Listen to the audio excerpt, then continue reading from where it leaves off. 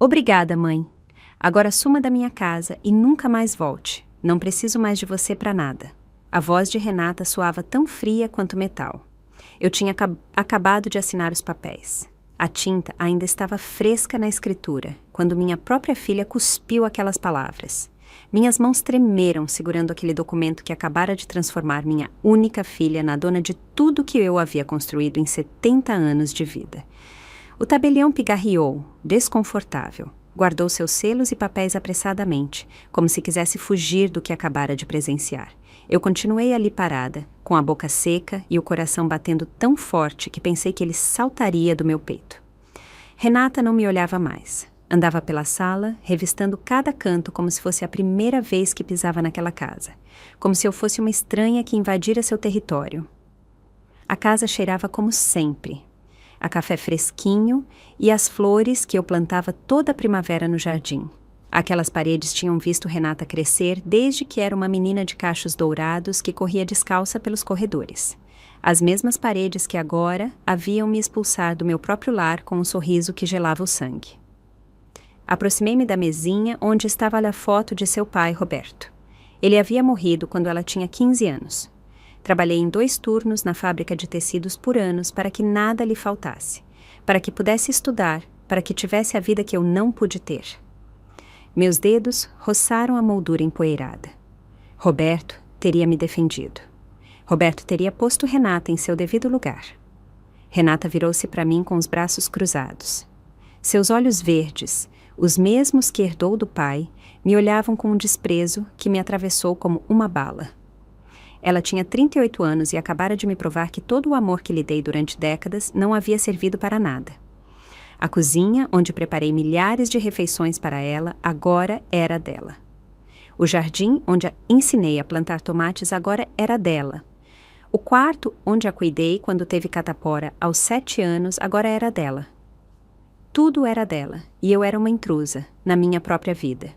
Peguei minha bolsa do sofá, aquele sofá que comprei com minhas economias há 20 anos. Quando Renata trouxe seu primeiro namorado para casa, lembrei-me de como eu havia me sentado ali com ela para falar sobre a vida, o amor, os sonhos. Agora, esse mesmo sofá era testemunha da minha humilhação. Caminhei em direção à porta lentamente. Cada passo ecoava no piso de madeira que Roberto e eu havíamos instalado com nossas próprias mãos. Renata me seguiu, mas não para se despedir. Ela me seguiu para se certificar de que eu realmente fosse embora, como se eu fosse um cachorro de rua que acabava de ser expulso a pontapés. Pus a mão na maçaneta da porta principal, a mesma porta pela qual eu havia entrado milhares de vezes, carregando sacolas de mercado, remédios quando Renata estava doente, presentes de aniversário que comprava com o dinheiro que sobrava depois de pagar todas as suas necessidades. Virei-me uma última vez. Renata estava parada na soleira da cozinha com os braços cruzados, esperando que eu desaparecesse de sua vista. Em seu rosto não havia uma pitada de arrependimento, nem uma sombra da menina que me dizia que me amava toda noite antes de dormir. Saí para a rua e ouvi quando ela trancou a porta atrás de mim. O som do trinco foi como uma lápide caindo sobre um túmulo. Meu túmulo, o túmulo de 70 anos de sacrifícios, de noites sem dormir, de comidas que eu não provei para que ela pudesse comer melhor. O sol da tarde batia no meu rosto, mas eu sentia frio, um frio que me nascia de dentro e me congelava até os ossos. Caminhei pela calçada do meu bairro, o bairro onde havia vivido toda a minha vida adulta, e me senti como um fantasma. Os vizinhos me cumprimentavam de seus jardins, sem saber que eu já não pertencia àquele lugar, que minha própria filha havia me arrancado pela raiz como uma erva daninha. Dona Carmela me viu de sua janela e me fez sinal para que me aproximasse. Ela não sabia o que acabara de acontecer. Não sabia que a mulher que caminhava pela rua já não tinha lar, que a mulher que ela conhecera durante 30 anos acabara de se converter em uma sem-teto por culpa de seu próprio sangue. Continuei caminhando sem rumo fixo. Meus pés me levaram ao parque onde eu costumava levar Renata quando era pequena. Os balanços ainda estavam lá, enferrujados pelo tempo, mas lá estavam. Sentei-me no banco onde tantas tardes observei minha filha brincar com outras crianças, onde a consolei quando caiu e ralou os joelhos, onde prometi que sempre estaria ali para ela. O vento movia as folhas das árvores com um som que me lembrava sussurros, como se as plantas estivessem me contando segredos que eu não queria ouvir.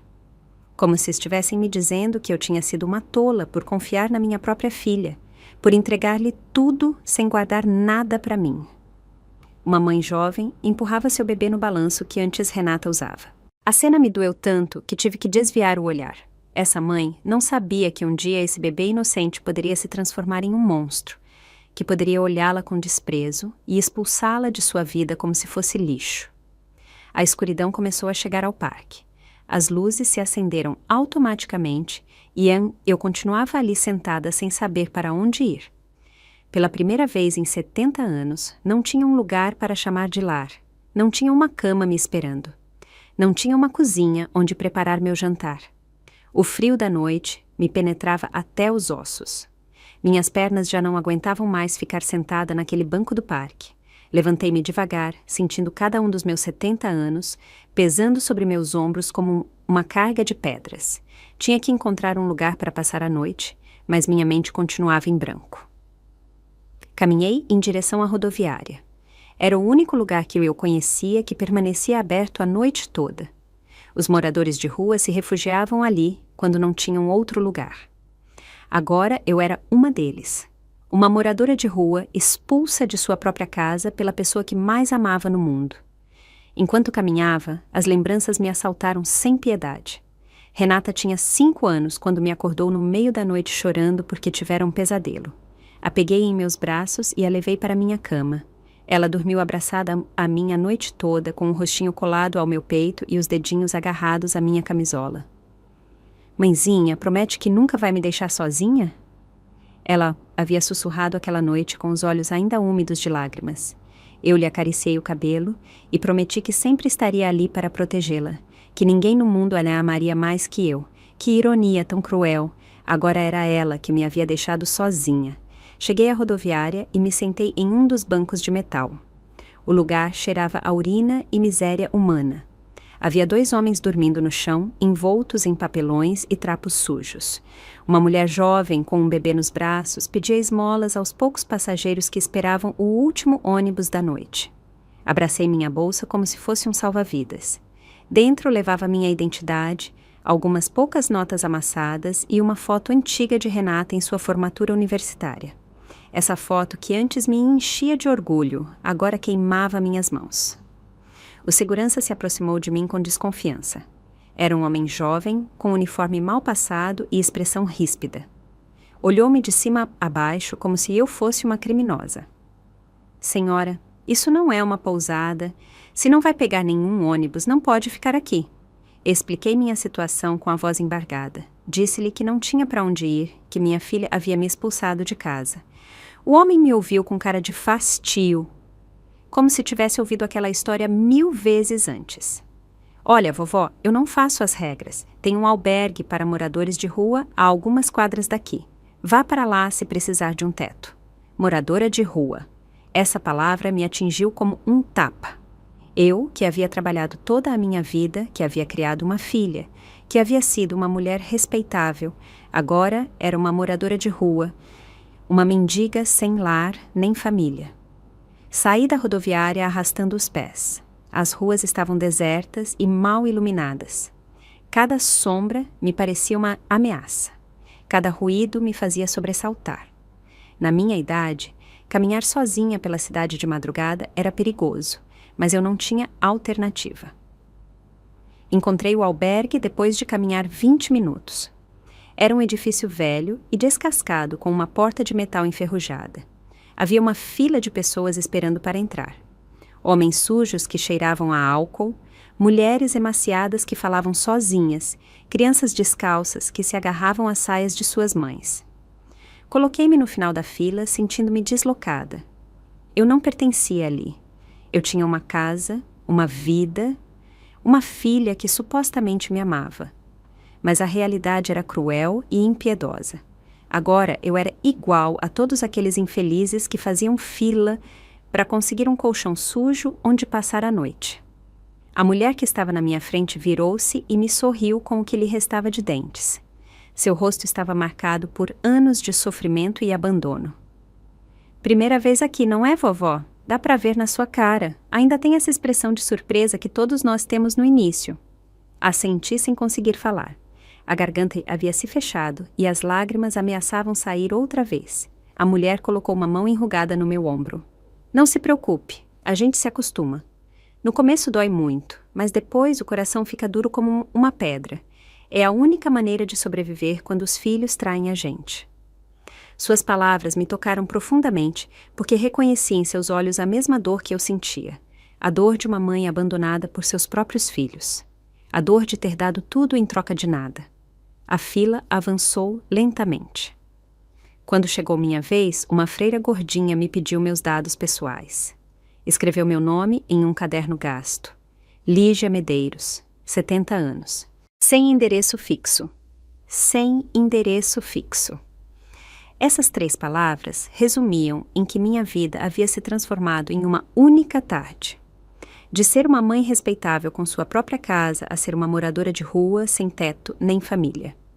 Me designaram um colchão no dormitório feminino. Era um quarto grande e mal ventilado, com dezenas de camas improvisadas. Algumas mulheres já dormiam, outras falavam em sussurros ou choravam em silêncio. O cheiro de humanidade e desesperança era asfixiante. Deitei-me em meu colchão, ainda vestida, abraçando minha bolsa contra o peito. O teto tinha manchas de umidade que pareciam rostos deformados me olhando de cima. As paredes descascadas sussurravam histórias de dor e abandono. Fechei os olhos tentando dormir, mas minha mente não parava de girar. Pensava em Renata dormindo confortavelmente em sua nova casa. Minha casa. Pensava em como ela teria celebrado sua vitória depois de se livrar de mim. Pensava em todos os anos que desperdicei acreditando que o amor de mãe era indestrutível. Uma gota de água do teto pingava na minha testa a cada poucos minutos. Ploc, ploc, ploc. O som se tornou hipnótico em meio ao silêncio pesado do albergue. Ao meu lado, uma mulher tossia sem parar com uma tosse que me lembrava da minha mãe antes de morrer. Do outro lado, alguém soluçava baixinho, como se não quisesse incomodar nem mesmo com sua dor. Sentei-me no colchão e olhei para uma janela suja que dava para a rua. As luzes dos postes criavam sombras longas que se moviam como fantasmas. Pensei na minha cama, nos meus lençóis limpos que cheiravam a amaciante. Pensei no meu travesseiro moldado perfeitamente por anos de uso. Tudo isso agora era de Renata. Uma voz áspera me tirou dos meus pensamentos. Era a mulher sem dentes que eu havia conhecido na fila. Não consegue dormir, não é? O primeiro dia é o pior. Depois a gente aprende a desligar os sentimentos como se fossem uma luz. Sentei-me na beira do colchão. Precisava falar com alguém, ou eu ia enlouquecer. Minha filha me expulsou de casa depois que eu assinei a escritura. Não esperava por isso. A mulher soltou uma risada amarga que soou mais como um latido do que uma risada. Claro que não esperava.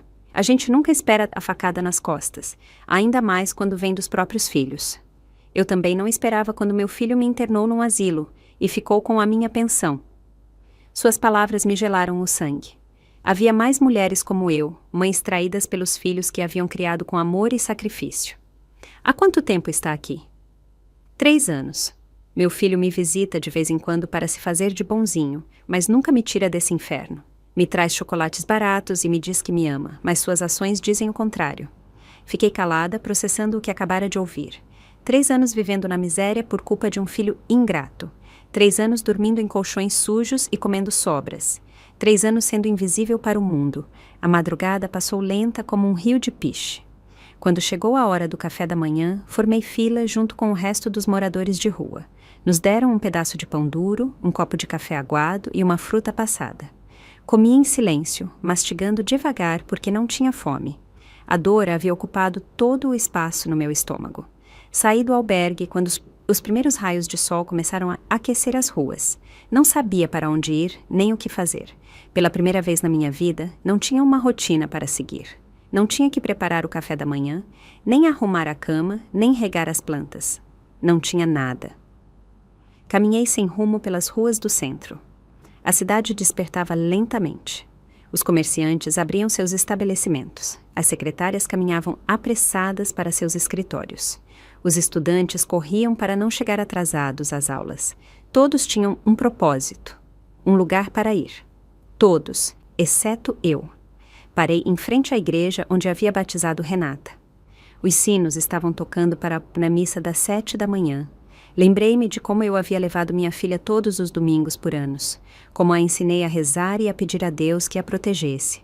Que ironia que agora fosse eu quem precisava de proteção dela. Entrei na igreja buscando um momento de paz. O lugar estava quase vazio. Só havia algumas velhinhas rezando o terço e um homem ajoelhado em frente ao altar. Sentei-me no último banco e olhei para o crucifixo que pendia sobre o altar. O que eu havia feito de errado? Em que momento meu amor de mãe havia se tornado um fardo para Renata? Eu havia trabalhado dia e noite para lhe dar tudo o que precisava. Havia sacrificado meus próprios sonhos para que ela pudesse realizar os dela. Havia renunciado a refazer minha vida depois que Roberto morreu porque pensei que Renata precisava de mim. O padre Augusto, que me conhecia há anos, aproximou-se do meu banco. Era um homem mais velho com um rosto bondoso e mãos suaves de tanto abençoar. Lígia, que surpresa vê-la tão cedo. Como está Renata? A pergunta me atravessou como uma faca. Não sabia o que responder. Não podia lhe dizer a verdade porque me dava vergonha. Não podia admitir que minha própria filha havia me expulsado de casa como um cachorro sarnento. Está bem, padre. Muito ocupada com o trabalho. O sacerdote assentiu com um sorriso. Fico muito feliz em ouvir isso. Sempre soube que essa menina iria longe. Você a criou muito bem, Lígia. Deve estar muito orgulhosa dela. Orgulhosa. Essa palavra me soava tão estranha. Eu tinha sido orgulhosa de Renata toda a minha vida, orgulhosa de suas notas, de sua formatura, de seu trabalho, de sua independência. Mas agora só sentia dor e traição. Sim, padre, muito orgulhosa. Menti porque não tinha forças para explicar a verdade. O padre Augusto me abençoou e se afastou para atender outros fiéis. Eu continuei ali sentada, sentindo-me como uma impostora, como se não tivesse direito de estar na casa de Deus depois de ter fracassado tão estrondosamente como mãe. Saí da igreja quando a missa terminou. O sol já estava alto e fazia calor. Minha roupa começava a cheirar mal porque eu a tinha usado a noite toda. Meu cabelo estava oleoso e despenteado. Meu rosto mostrava o cansaço e a tristeza que eu carregava por dentro. Passei por um espelho na vitrine de uma loja e não me reconheci. A mulher que me devolvia o olhar parecia uma mendiga. Tinha os olhos inchados de chorar, as bochechas afundadas pela dor e uma expressão de derrota que me assustou. Isso era o que restava de Lígia Medeiros. Isso era o que restava da mulher que havia lutado toda a sua vida para seguir em frente. Isso era o que restava da mãe que havia dado tudo pela sua filha. Continuei caminhando pelas ruas como uma sonâmbula. Meus pés doíam dentro dos sapatos que não foram feitos para caminhar tanto. Cada passo era uma tortura, mas eu não podia parar. Ficar parada significava pensar e pensar me doía mais que caminhar. Parei em frente a um café onde eu costumava tomar café da manhã com Renata quando ela era adolescente. Aos sábados de manhã, depois de fazer as compras no mercado, sentávamos-nos na mesa perto da janela e pedíamos torradas com geleia. Ela me contava sobre suas amigas da escola, sobre os meninos que gostava, sobre seus planos para o futuro. Através do vidro, vi uma mãe jovem tomando café da manhã com sua filha pequena. A menina tinha o rosto manchado de chocolate e ria enquanto sua mãe lhe limpava as bochechas com um guardanapo. A cena me partiu o coração. Essa mãe não sabia que um dia essa menina adorável poderia se transformar em sua pior inimiga. Uma voz familiar me fez virar. Era Bia, minha neta de 18 anos. A filha de Renata caminhava em minha direção com uma expressão de surpresa e preocupação. Vovó Lígia, o que você está fazendo aqui tão cedo? Você parece terrível. Bia sempre havia sido diferente de sua mãe. Tinha o coração nobre de seu avô Roberto e uma sensibilidade que Renata havia perdido em algum momento de sua vida. Vê-la me deu um raio de esperança em meio a tanta escuridão. Oi, meu amor, está tudo bem, só saí para caminhar. Bia me olhou com aqueles olhos inteligentes que não se deixavam enganar facilmente. Tomou meu braço com suavidade. Vovó, sua roupa está amassada e você está com um cheiro estranho. Onde você dormiu ontem à noite? Não pude mentir para ela. Bia era a única pessoa no mundo que ainda me amava de verdade. Contei-lhe tudo. Disse-lhe como sua mãe havia me expulsado de casa depois de assinar a escritura. Disse-lhe que havia passado a noite em um albergue para moradores de rua. Disse-lhe que me sentia como se tivesse morrido em vida. Bia me abraçou forte enquanto eu chorava em seu ombro. Seu abraço cheirava-lhe a perfume juvenil e a esperança. Era a primeira demonstração de carinho que eu recebia desde que havia saído de minha casa.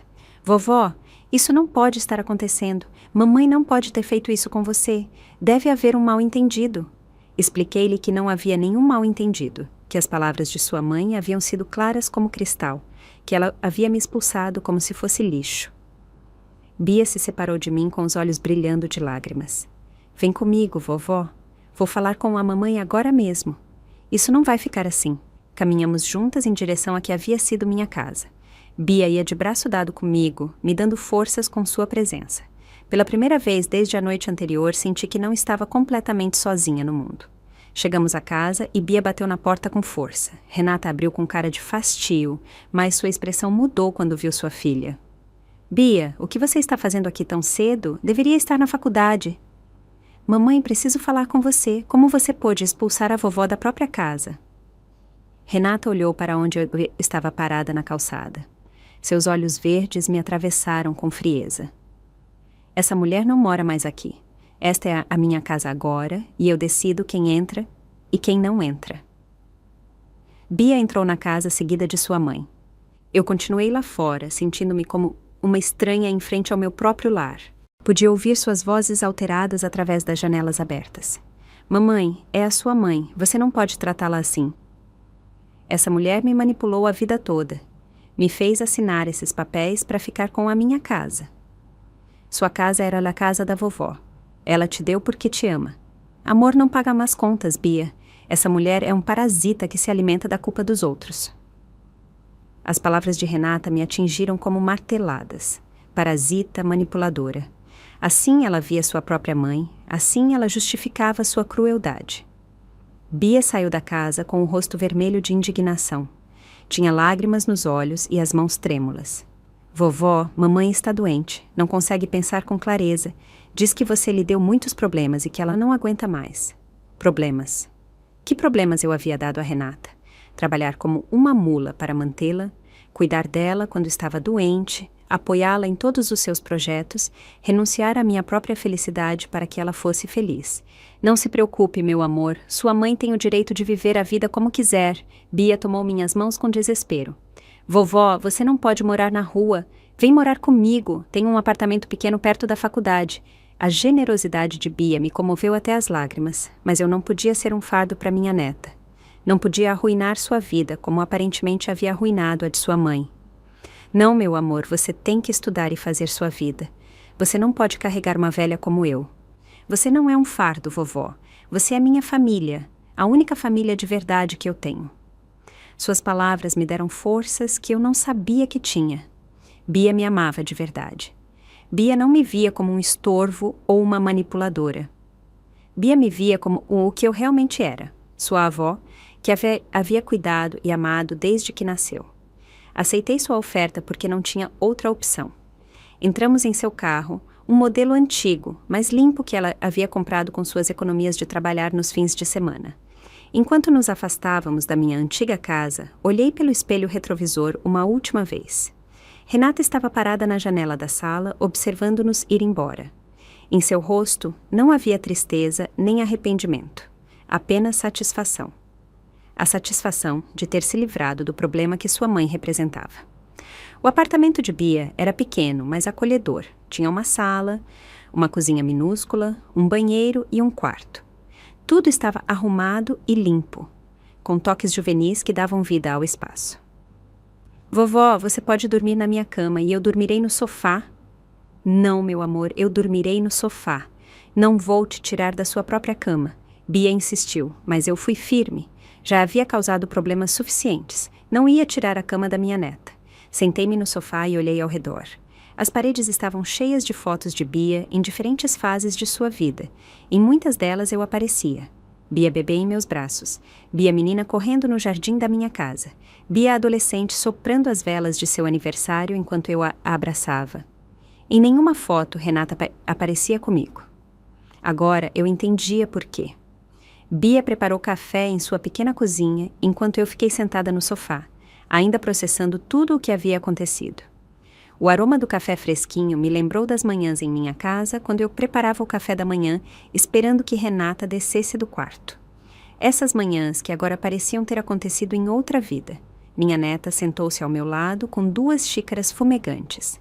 Suas mãos jovens tremiam ligeiramente quando ela me entregou a minha. Vovó, me conta a verdade. O que realmente aconteceu com a mamãe? Isso não pode ter começado do nada. Dei um gole no café amargo e fechei os olhos. As lembranças começaram a fluir como uma cascata dolorosa. Durante anos, eu havia guardado silêncio sobre o comportamento de Renata, tentando proteger a imagem que Bia tinha de sua mãe. Sua mãe mudou depois que se casou com seu pai. Quando ele a deixou e você tinha 5 anos, ela ficou mais fria comigo, como se eu fosse culpada de todos os seus fracassos. Bia ouvia em silêncio, com aquela maturidade que sempre tivera, apesar de sua juventude. Ela começou a criticar tudo o que eu fazia, que eu cozinhava mal, que eu limpava mal, que eu a envergonhava na frente de suas amigas. Quando você estava presente, ela se comportava diferente, mas quando ficávamos sozinhas, ela me tratava como se eu fosse sua empregada. As palavras saíam da minha boca como veneno que havia sido guardado por muito tempo. Bia me tomou a mão, dando-me forças para continuar. No ano passado, ela me pediu para colocar a casa em seu nome porque tinha problemas financeiros. Ela me disse que era só um papel, que eu continuaria morando lá até morrer, que só precisava de garantias para conseguir um empréstimo. Mas isso era mentira, não era, vovó? Sim, meu amor, era mentira. Ela havia planejado isso há muito tempo. Esperou o momento perfeito para se livrar de mim. Bia levantou-se e começou a caminhar de um lado para o outro da pequena sala. Sua indignação era palpável em cada um de seus movimentos. Vovó, isso não vai ficar assim. Vamos procurar um advogado, vamos recuperar sua casa. A determinação na voz de Bia me comoveu, mas também me assustou. Não queria que minha neta se indispusesse com sua mãe por minha causa. Não, meu amor. Não quero que você se meta em problemas com sua mãe. Ela é a única coisa que você tem. Não, você é a única coisa que eu tenho. Mamãe nunca esteve realmente presente na minha vida. Sempre trabalhando, sempre ocupada, sempre com desculpas para não passar tempo comigo.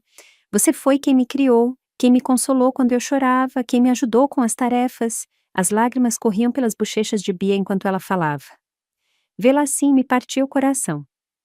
Quando papai foi embora, mamãe me levou para morar com você porque não sabia como cuidar de mim sozinha. Durante anos você foi minha verdadeira mãe enquanto ela reconstruía sua vida. E agora ela faz isso com você. Levantei-me do sofá e abracei Bia. Sua dor era tão profunda quanto a minha. Nós duas havíamos sido abandonadas por Renata de diferentes maneiras. Calma, meu amor. Tudo vai ficar bem. Somos fortes, você e eu.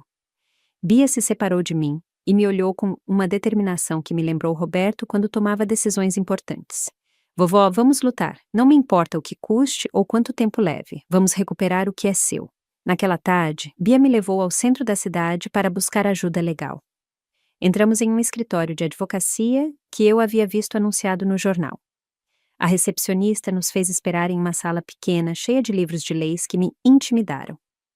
O advogado que nos atendeu se chamava Dr. Ricardo Silva. Era um homem de meia idade, com aspecto sério, mas amável. Ouviu minha história, sem interromper, tomando notas em um caderno amarelo. Dona Lígia, infelizmente, casos como o seu são mais comuns do que as pessoas pensam. Filhos que se aproveitam da confiança de seus pais para ficar com suas propriedades. Suas palavras me doeram porque confirmavam que eu não era a única mãe traída por seus filhos. Há algo que possamos fazer? Perguntou Bia com ansiedade. Depende dos termos da transferência. Se pudermos demonstrar que houve engano ou manipulação, poderíamos impugnar a escritura. Mas preciso revisar todos os documentos. Expliquei-lhe que não tinha cópias dos papéis porque Renata havia ficado com tudo. O advogado assentiu com compreensão. Não se preocupe, podemos solicitar cópias no cartório de registro de imóveis. Também vamos precisar de testemunhas que possam confirmar as circunstâncias da transferência. Saímos do escritório com uma mistura de esperança e medo. Bia estava emocionada com a possibilidade de recuperar minha casa, mas eu tinha minhas dúvidas. Conhecia Renata melhor do que ninguém. Ela não ia ficar de braços cruzados.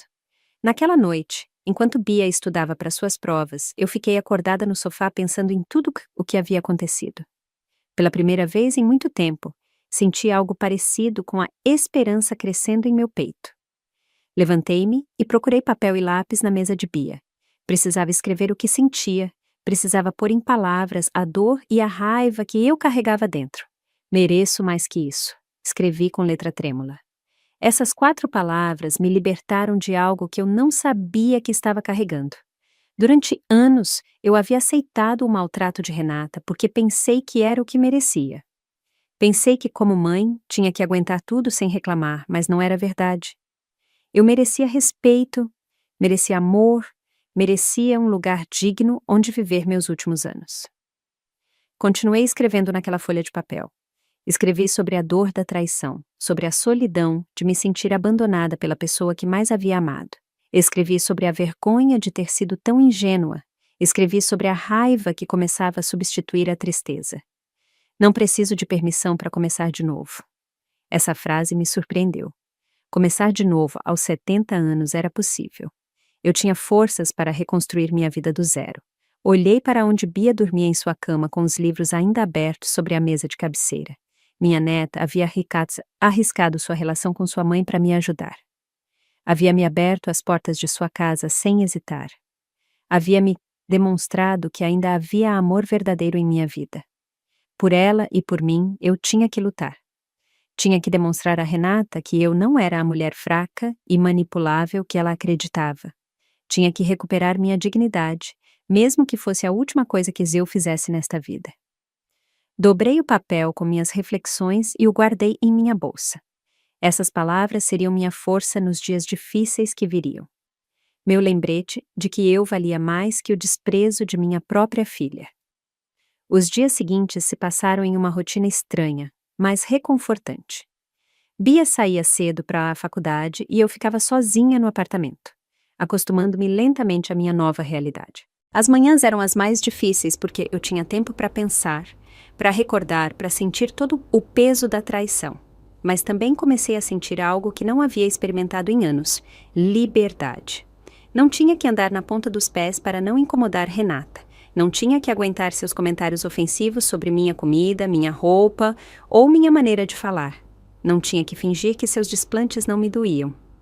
Na quarta-feira de manhã, o advogado Dr. Ricardo me ligou para dizer que havia conseguido as cópias da escritura. Sua voz soava preocupada quando me pediu para ir ao seu escritório. Dona Lígia, preciso que venha o mais rápido possível. Há algo importante que devo lhe mostrar. Bia faltou às aulas para me acompanhar. No caminho, tentei me preparar para más notícias, mas nada me preparou para o que o advogado me mostrou.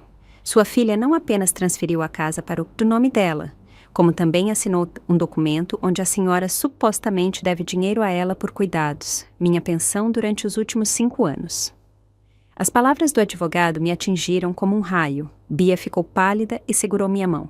Isso é impossível. Minha avó nunca assinou nada assim. O advogado me mostrou o documento. Lá estava minha assinatura, ou algo que se parecia muito com minha assinatura, em um papel que dizia que eu devia a Renata R$50.000 por despesas médicas, alimentação e hospedagem. Isso é uma fraude, disse Bia com a voz trêmula. Minha avó nunca assinou isso. Eu sei, mas provar que é uma falsificação será complicado e custoso. Sua filha se preparou muito bem para isso. Saímos do escritório do advogado sentindo-nos derrotadas. Renata havia planejado tudo com uma frieza que me aterrorizava. Não só havia me tirado minha casa, mas também havia inventado uma dívida para justificar sua ação. Vovó, não podemos desistir, temos que continuar lutando. A determinação de Bia me dava forças, mas também me dava medo. Minha neta estava gastando suas economias com advogados e faltando às aulas para me ajudar. Não podia permitir que ela arruinasse seu futuro por minha causa. Naquela tarde, decidi fazer algo que não fazia há anos: visitar minha antiga vizinha, Dona Fátima. Havíamos sido amigas por décadas, mas depois que Renata começou a me maltratar, eu havia perdido contato com quase todas as minhas amizades. Dona Fátima morava a algumas quadras do que havia sido minha casa. Quando ela abriu a porta e me viu, seu rosto se iluminou com um sorriso genuíno. Lígia, que surpresa tão linda! Entra, entra, minha querida. Sua casa cheirava a canela e a lembranças felizes. Sentamo-nos em sua sala enquanto ela preparava café, exatamente como havíamos feito milhares de vezes no passado. Dona Fátima, preciso te contar algo. Expliquei toda a situação. Dona Fátima me ouviu em silêncio, mas pude ver a indignação crescendo em seus olhos. Essa menina mimada, sempre soube que havia algo estranho nela. A forma como ela falava com você quando pensava que ninguém a ouvia. Suas palavras me surpreenderam. Pensei que havia conseguido esconder o maltrato de Renata de todos. A senhora sabia, Dona Fátima? Lígia, os vizinhos não são cegos. Vimos como ela te tratava. Como te gritava quando você lavava roupa no quintal, como te fazia sentir mal por qualquer coisa. Fiquei calada, processando que minha humilhação havia sido pública sem que eu soubesse. Uma vez, a vi jogar fora a comida que você tinha preparado porque dizia que estava salgada. Foi cruel, Lígia, muito cruel. As lágrimas começaram a correr pelas minhas bochechas. Não eram lágrimas de tristeza, mas de alívio. Finalmente, alguém havia visto o que eu havia sofrido em silêncio durante anos. Dona Fátima, a senhora estaria disposta a testemunhar sobre o que viu?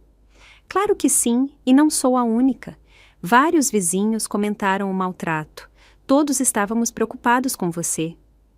Saí da casa de Dona Fátima com uma sensação nova. Eu não estava sozinha. Havia gente que havia percebido meu sofrimento e que estava disposta a me ajudar. Naquela noite, liguei para o advogado Dr. Ricardo para lhe contar sobre as possíveis testemunhas. Sua voz soava mais animada quando ele me disse que isso poderia mudar as coisas. Dona Lígia, se pudermos demonstrar um padrão de maltrato psicológico, poderíamos argumentar que a transferência foi feita sob coação. Pela primeira vez em dias, senti algo parecido com a esperança. Bia chegou aquela noite com uma sacola de comida chinesa e um sorriso que tentava esconder sua preocupação. Vovó, tenho notícias. Falei com meus colegas da faculdade de Direito e eles me disseram que há organizações que ajudam pessoas idosas vítimas de abuso familiar. Jantamos em silêncio, cada uma perdida em seus pensamentos. Bia estudava enquanto eu escrevia em meu caderno improvisado. As palavras fluíam do meu lápis como se tivessem esperado anos para sair. Aproxima-se o dia em que deixarão de me subestimar. Escrevi essa frase e a sublinhei várias vezes. Era uma promessa para mim mesma, uma declaração de guerra contra a resignação que havia dominado minha vida por tanto tempo. Levantei-me e aproximei-me da janela do apartamento. De lá, podia ver as luzes da cidade, milhares de pessoas vivendo suas vidas, lutando suas próprias batalhas. Eu era mais uma nessa multidão, mas pela primeira vez em muito tempo não me sentia invisível. Bia se aproximou e ficou ao meu lado. Vovó, no que você está pensando? Estou pensando que seu avô Roberto estaria orgulhoso de você, de como você está me defendendo quando sua própria mãe me abandonou. Bia me abraçou e seu abraço cheirava a juventude e a determinação. Ele também estaria orgulhoso de você, vovó, por não desistir, por continuar lutando. Naquela noite, dormi melhor do que nos dias anteriores. Sonhei com Roberto, com os primeiros anos do nosso casamento quando éramos pobres, mas felizes. Sonhei com Renata criança, antes que a vida a tornasse tão dura. Sonhei com uma versão de mim mesma que nunca havia conhecido, uma mulher forte que não se deixava pisar por ninguém. Ao acordar, soube que algo havia mudado dentro de mim. A vítima silenciosa estava morrendo lentamente, substituída por uma mulher que havia decidido recuperar sua dignidade, não importando o custo. Peguei meu caderno e escrevi uma última frase antes de me levantar. Não vim para me vingar, vim para recuperar o que me pertence. Essas palavras ecoaram em minha cabeça enquanto eu preparava o café da manhã, não buscava machucar Renata. Só queria recuperar meu lugar no mundo, meu direito de ser tratada com respeito, minha casa que havia sido construída com o suor de Roberto e meu. A luta mal começava, mas pela primeira vez senti que tinha possibilidades de ganhar. Na sexta-feira de manhã, Bia e eu nos dirigimos ao escritório de defesa do idoso que haviam recomendado na faculdade. Era um lugar modesto, mas cheio de cartazes com informações sobre direitos e proteção legal. A assistente social que nos atendeu se chamava doutora Juliana Costa, uma mulher de uns 40 anos com um olhar compassivo, mas firme. Dona Lígia, seu caso não é único. Recebemos denúncias semelhantes quase todos os dias. O abuso financeiro contra idosos por parte de familiares é mais comum do que as pessoas imaginam. Suas palavras me tranquilizaram porque confirmaram que eu não estava louca, que o que havia me acontecido tinha nome e sobrenome, abuso familiar.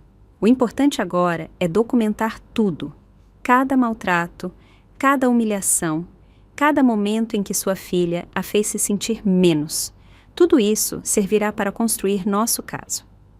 Doutora Juliana me entregou alguns formulários para preencher. Perguntas sobre meu relacionamento com Renata, sobre os incidentes de maltrato, sobre meu estado econômico antes e depois da transferência. Enquanto preenchia os papéis, as lembranças se aglomeraram em minha mente como uma avalanche dolorosa. Lembrei-me da vez em que Renata me gritou na frente de Bia porque eu havia queimado o arroz. Lembrei-me de quando ela me proibiu de usar seu banheiro porque dizia que eu o sujava. Lembrei-me das noites em que chorei em silêncio depois de seus desplantes. Vovó, você está bem? Bia notou que minhas mãos tremiam enquanto eu escrevia. Sim, meu amor. Só estou lembrando de coisas que eu preferia esquecer. Doutora Juliana revisou minhas respostas com expressão séria. De vez em quando, ela assentia ou fazia anotações nas margens. Dona Lígia, com esta informação e os testemunhos dos vizinhos que a senhora mencionou, podemos iniciar um processo legal.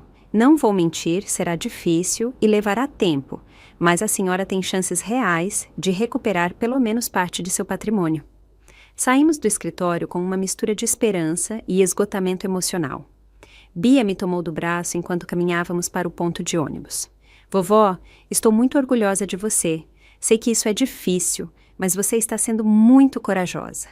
Suas palavras me encheram de uma calidez que eu não sentia há muito tempo. Minha neta me via como uma mulher valente, não como a vítima patética em que eu havia me transformado. Mais tarde, enquanto Bia estava na faculdade, decidi fazer algo que não fazia há anos. Sair para caminhar pelo parque onde eu costumava levar Renata quando criança.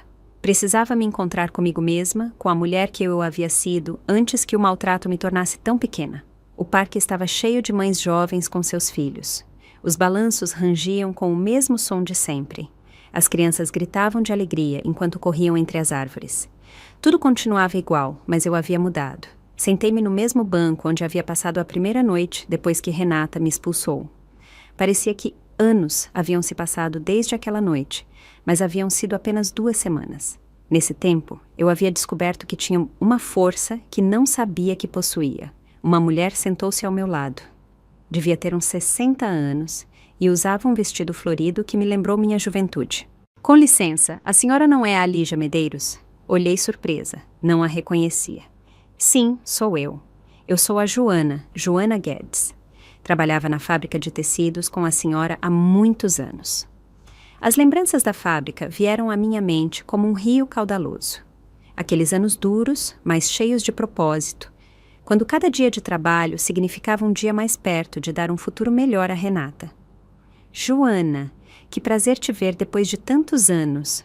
Lígia, sempre a admirei muito. A senhora era um exemplo para todas nós. Uma mulher que nunca desistia, que sempre encontrava uma maneira de seguir em frente. Suas palavras me atingiram como um raio de luz na escuridão. Eu havia esquecido quem eu era antes que Renata me fizesse sentir inútil e invisível. Como está sua filha? Lembro que era uma menina muito inteligente. A pergunta me doeu, mas decidi ser honesta. Renata me expulsou de casa depois que eu lhe transferi a escritura. Agora moro com minha neta. Joana me olhou com horror e compaixão. Não pode ser, depois de tudo o que a senhora sacrificou por essa menina. Assim é a vida, Joana. Às vezes, os filhos não valorizam o que a gente faz por eles. Não diga isso, Lígia. A senhora foi uma mãe exemplar. Se sua filha não entende isso, o problema é dela, não seu. Conversamos durante 1 hora sobre os velhos tempos, sobre as colegas de trabalho que havíamos conhecido, sobre a força que nos dava o saber que trabalhávamos por nossos filhos. Quando Joana se despediu, ela me deu um abraço forte. Lígia, a senhora continua sendo a mulher forte que conheci na fábrica. Não deixe ninguém fazer a senhora acreditar no contrário. Regressei ao apartamento de Bia sentindo-me diferente. O encontro com Joana havia me lembrado quem eu realmente era. Eu não era a mulher fraca e manipulável que Renata Van Pintaten havia pintado. Era uma lutadora que havia superado a viuvez, a pobreza e anos de trabalho duro. Bia chegou aquela noite com notícias emocionantes. Vovó, falei com o professor de Direito Civil e ele me disse que casos como o seu já ganharam nos tribunais. A chave está em demonstrar o padrão de maltrato psicológico. Jantamos enquanto Bia me explicava os detalhes legais que havia aprendido. Seu entusiasmo era contagiante e me dava forças para seguir em frente. Bia, há algo que quero te dizer. Não quero que você sacrifique sua carreira por mim. Se isso se tornar muito custoso ou complicado, vamos parar. Bia largou seus rachas sobre a mesa e me olhou com seriedade. Vovó, isso não é só por você, é por todas as mulheres idosas que sofrem abuso familiar. É pela justiça, é por demonstrar que os filhos não podem tratar seus pais como lixo. Suas palavras me encheram de orgulho. Bia não só lutava por mim, lutava por um princípio. Lutava pela dignidade de todas as mães abandonadas. Naquela noite, escrevi em meu caderno com uma clareza que não havia tido em anos. As palavras fluíam como uma nascente que estivesse reprimida por décadas. Escrevi sobre a mulher que eu havia sido na fábrica, levantando-me às 5 da manhã para trabalhar 12 horas seguidas. Escrevi sobre as noites em que costurava uniformes escolares para Renata com minhas mãos cansadas. Escrevi sobre a satisfação de ver minha filha se formar na faculdade. Escrevi sobre a mãe que merecia respeito, não desprezo.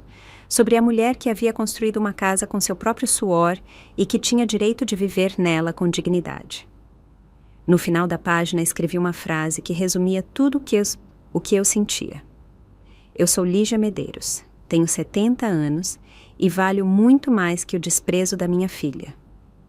Essas palavras se gravaram em meu coração como uma tatuagem invisível. Eram minha declaração de independência emocional, meu grito de guerra contra anos de submissão. Bia se aproximou e leu o que eu havia escrito por cima do meu ombro. Vovó, isso é lindo. Você deveria mandar para a mamãe. Não, meu amor, não escrevi para ela. Escrevi para mim, para me lembrar quem eu sou quando tudo parecer perdido. Bia me abraçou e em seu abraço senti todo o amor que Renata me havia negado. Minha neta me via como eu queria ser vista, como uma mulher digna de amor e respeito. Na segunda-feira seguinte, começaríamos oficialmente o processo legal. Mas naquela noite eu já me sentia vitoriosa. Havia recuperado algo mais valioso que uma casa. Havia recuperado minha autoestima. A segunda-feira chegou com uma chuva fina que embaçava as janelas do apartamento. Levantei-me cedo, antes de Bia, e preparei café enquanto organizava mentalmente tudo o que tinha que fazer. Era o dia em que oficialmente começaríamos o processo legal contra Renata. Vesti minha melhor roupa, um tailleur azul marinho que havia comprado anos atrás para a formatura de Bia. Queria me ver digna, apresentável, como a mulher respeitável que eu havia sido toda a minha vida antes que minha própria filha me transformasse em uma moradora de rua. Bia tomou café da manhã comigo em silêncio. Nós duas sabíamos que era um dia importante, um dia que podia mudar o rumo da minha vida para sempre. Vovó, aconteça o que acontecer hoje, quero que saiba que estou orgulhosa de você. Suas palavras me deram a força que eu precisava para enfrentar o que vinha. Chegamos ao fórum às 9 em ponto. O advogado Dr. Ricardo nos esperava nos degraus do edifício com uma pasta cheia de documentos debaixo do braço. Sua expressão era séria, mas confiante. Dona Lígia, hoje vamos apresentar oficialmente a queixa. Sua filha será notificada e terá que responder às nossas acusações. Entramos no edifício imponente, cheio de corredores frios e escritórios onde se decidiam os destinos das pessoas. Senti-me pequena entre aquelas paredes, mas Bia me tomou do braço e me lembrou que eu não estava sozinha. No cartório judicial, o advogado apresentou todos os papéis. O funcionário os revisou com expressão entediada, como se fosse uma transação rotineira. Para ele era só mais um caso, mas para mim era a minha vida inteira que estava em jogo. A requerida tem 15 dias para responder, disse o escrivão enquanto carimbava os documentos. Saímos do fórum com a sensação do dever cumprido. Havíamos dado o primeiro passo oficial para recuperar minha dignidade e meu patrimônio. Agora é esperar, disse o advogado Dr. Ricardo. Enquanto isso, vamos continuar reunindo testemunhos e evidências. Naquela tarde, fomos à casa de Dona Fátima para que ela assinasse sua declaração como testemunha. Minha antiga vizinha nos recebeu com uma bandeja de biscoitos caseiros e toda a disposição do mundo para ajudar. Lígia, tenho pensado em tudo o que você me contou. Há mais coisas que lembro, coisas que na época me pareceram estranhas, mas que agora fazem sentido. Dona Fátima contou ao advogado sobre as vezes em que havia visto Renata revirando minha correspondência sem minha permissão, sobre como ela controlava meus gastos e me repreendia por comprar coisas para mim mesma, sobre como ela me isolava de minhas amigas com desculpas inventadas. Era um maltrato psicológico sistemático, concluiu o advogado depois de ouvir todos os testemunhos. Sua filha Bia estava preparando para este momento há anos. Suas palavras me gelaram o sangue. Pensar que Renata havia planejado minha humilhação por tanto tempo era mais doloroso que a própria traição. Retornamos ao apartamento ao anoitecer. Bia tinha que estudar para uma prova importante, e eu precisava processar tudo o que havia acontecido durante o dia. Sentei-me no sofá com meu caderno e tentei escrever sobre meus sentimentos, mas as palavras não vinham. Era como se minha mente estivesse saturada de emoções contraditórias. O telefone do apartamento tocou perto das 10 da noite. Bia atendeu e sua cara mudou imediatamente. É a mamãe, ela sussurrou, tapando o bocal. Meu coração começou a bater tão forte que pensei que ele saltaria do meu peito. Era a primeira vez que Renata se comunicava comigo desde que havia me expulsado de casa. Bia me passou o telefone e eu o peguei com as mãos trêmulas. Renata, mãe, sua voz soava fria como sempre, mas havia algo diferente em seu tom. Recebi uma notificação do fórum. Você está me processando? A pergunta me atingiu como um tapa. Ela nem perguntava como eu estava ou onde eu havia estado morando. Só se importava com a queixa. Sim, Renata, estou lutando para recuperar minha casa. Sua casa. Ela riu com uma risada amarga que me cortou como uma faca. Essa casa é minha. Você me deu porque sabia que era o correto. Eu te dei porque você me disse que era só um papel, porque você me prometeu que eu poderia morar lá até morrer. Não tenho por que cumprir promessas feitas a uma mulher manipuladora que tenta controlar minha vida com chantagens emocionais. Suas palavras me doeram, mas desta vez eu não me quebrei. Desta vez senti raiva em vez de tristeza. Renata, eu nunca te manipulei. Eu te amei como qualquer mãe ama sua filha. Trabalhei dia e noite para te dar tudo o que você precisava. Exato. Você me asfixiou com seu amor. Nunca me deixou viver minha própria vida. Sempre tinha que ser a filha perfeita que justificasse seus sacrifícios. Pela primeira vez, entendi de onde vinha o ressentimento de Renata. Ela via meu amor como um fardo, meus sacrifícios como uma dívida que não havia pedido para contrair. Renata, se você se sentia asfixiada, poderia ter me dito. Poderíamos ter conversado como adultas. Conversar? Você nunca escutava, só sabia dar lições sobre o sacrifício e o amor de mãe. Bia arrancou o telefone das minhas mãos. Seu rosto estava vermelho de indignação. Mamãe, como você pode ser tão cruel? A vovó te deu tudo e você a jogou fora como lixo. Pude ouvir a voz de Renata gritando do telefone, mas Bia desligou sem deixá-la terminar. Vovó, não escute as bobagens que ela diz. Ela está tentando justificar o injustificável. Fiquei sentada no sofá processando a conversa. Pela primeira vez, havia entendido o ponto de vista de Renata, embora não o justificasse. Ela havia se sentido sufocada pelo meu amor, pressionada pelas minhas expectativas, mas isso não lhe dava o direito de me tratar como ela havia feito. Isso não justificava me expulsar da minha casa como um cachorro sarnento. Naquela noite, escrevi em meu caderno com uma clareza dolorosa. Talvez eu tenha sido uma mãe imperfeita. Talvez meus sacrifícios tenham parecido correntes para ela, mas eu nunca mereci ser tratada com tanta crueldade. Bia sentou-se ao meu lado e leu o que eu havia escrito. Vovó, você não foi uma mãe imperfeita. Você foi uma mãe humana que fez o melhor que pôde com as ferramentas que tinha. Suas palavras me consolaram, mas eu sabia que a ligação de Renata era apenas o começo. A batalha legal acabara de começar e minha filha não ia desistir facilmente. Fui dormir aquela noite com uma mistura de medo e determinação. Amanhã seria mais um dia de luta, mas eu já não era a mulher quebrada que havia saído de sua casa 2 semanas atrás. Era uma mulher que havia decidido lutar por sua dignidade, não importando o custo emocional que isso implicasse. Os meses seguintes foram um turbilhão de audiências, testemunhos e noites de insônia. Renata contratou um advogado agressivo que tentou me pintar como uma mãe tóxica que havia manipulado sua filha por anos. Cada sessão no fórum era uma tortura emocional, onde minha vida inteira era dissecada e julgada. Mas algo havia mudado em mim. Eu já não era a mulher silenciosa que aguentava humilhações sem se defender. Cada vez que o advogado de Renata tentava me intimidar, eu respondia com a verdade clara e direta. Bia estava sempre ao meu lado, me dando forças com sua presença. Dona Fátima não foi a única vizinha que testemunhou a meu favor. Dona Carmela, o senhor José da Esquina e até Joana Guedes vieram ao fórum para contar o que haviam visto durante anos. Seus depoimentos pintaram um quadro claro do maltrato psicológico que eu havia sofrido. O momento mais difícil chegou quando Renata subiu ao estrado para se defender. Estava elegante como sempre, com um tailleur preto que a fazia parecer profissional e confiável. Falou com voz firme sobre como eu havia sido uma mãe controladora que nunca a havia deixado tomar suas próprias decisões. Minha mãe sempre me fez sentir culpada por viver minha vida. Cada namorado que tive, cada emprego que consegui, cada decisão que tomei, tinha que ser aprovada por ela. Quando me divorciei, ela me fez sentir como uma fracassada. Suas palavras me doeram porque havia algo de verdade nelas.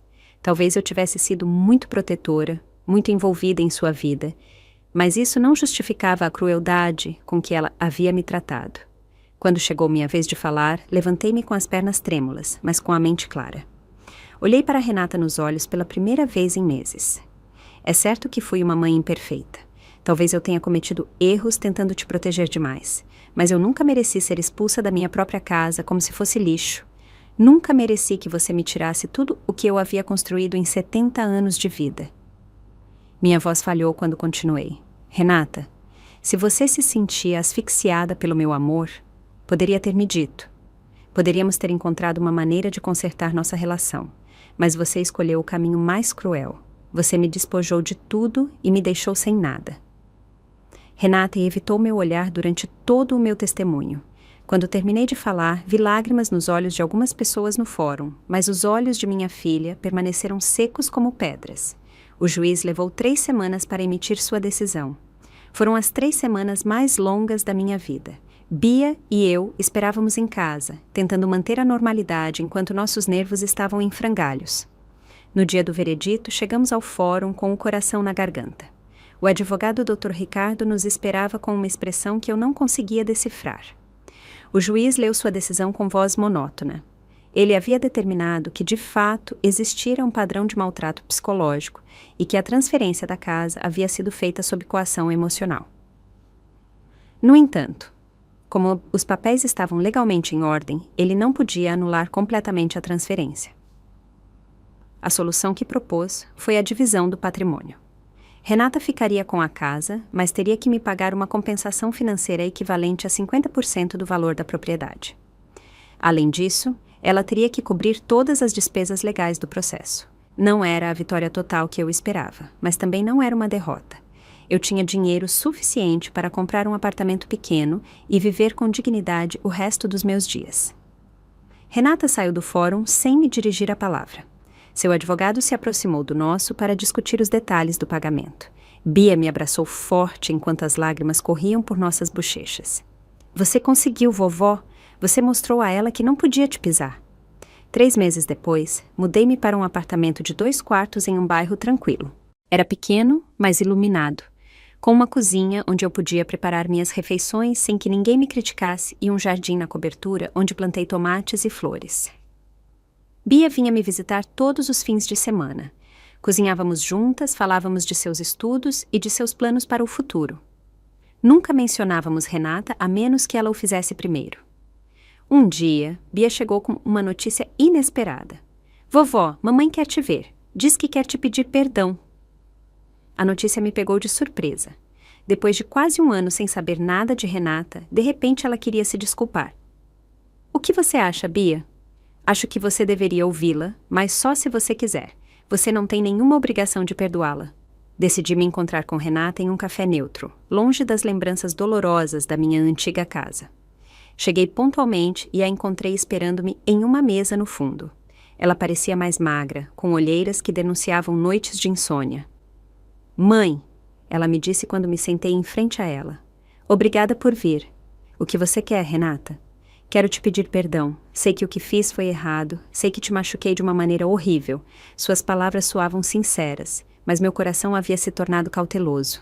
Por que agora? Por que depois de todo esse tempo? Renata respirou fundo antes de responder. Porque a Bia não fala comigo há meses. Porque percebi que perdi as duas mulheres mais importantes da minha vida por meu egoísmo e minha crueldade. Ela falou durante 1 hora sobre sua terapia psicológica, sobre como havia entendido que seu ressentimento em relação a mim vinha de lugares muito profundos de sua infância, sobre como a morte de seu pai a havia enchido de raiva que ela a havia dirigido para mim. Não espero que você me perdoe, mãe. Só espero que entenda que me arrependo de verdade. Eu a ouvi em silêncio. Parte de mim queria abraçá-la e dizer-lhe que tudo estava perdoado. Mas outra parte, a parte que havia aprendido a valorizar a si mesma, sabia que o perdão tinha que chegar em seu tempo. Renata, eu aprecio que você tenha vindo se desculpar, mas vai levar tempo, muito tempo. Ela assentiu com lágrimas nos olhos. Eu entendo. Eu destruí nossa relação e sei que reconstruí-la será um processo longo. Nos despedimos com um abraço incômodo, mas real. Não era reconciliação, mas era um começo. Naquela noite, em meu apartamento novo, escrevi em meu caderno a última entrada desta etapa da minha vida, porque no final não é a casa nem o dinheiro que te define. É sua capacidade de levantar-se uma e outra vez. Sentei-me em minha pequena varanda, olhando as luzes da cidade enquanto tomava uma xícara de chá. Aos 71 anos, havia aprendido que o amor verdadeiro não se mendiga, se oferece livremente, que a dignidade não se negocia, que uma mulher pode começar de novo quantas vezes forem necessárias. Bia chegou aquela noite com pizza e filmes. Sentamo-nos em meu sofá novo, em minha sala nova, em minha vida nova, e pela primeira vez em muitos anos, senti-me completamente em paz. E chegamos ao fim de mais uma história da vida com o Vozes de Maria. O que essa história fez você sentir? E se fosse com você, o que teria feito? Me conta nos comentários. Eu adoro ler o que vocês pensam. Se essa história tocou o seu coração, deixa o seu like e se inscreve no canal. E se você realmente quiser me apoiar, pode me enviar um super thanks. Esses gestos me ajudam muito a continuar trazendo essas histórias com muito amor e carinho para você. Na tela, você vai encontrar mais 2 histórias sinceras e profundas, que tocam o coração e nos ensinam lições valiosas sobre a vida. São histórias que emocionam, ensinam e fazem refletir. Obrigado por existir e por estar aqui comigo. Te espero na próxima história de vida aqui no Vozes de Maria.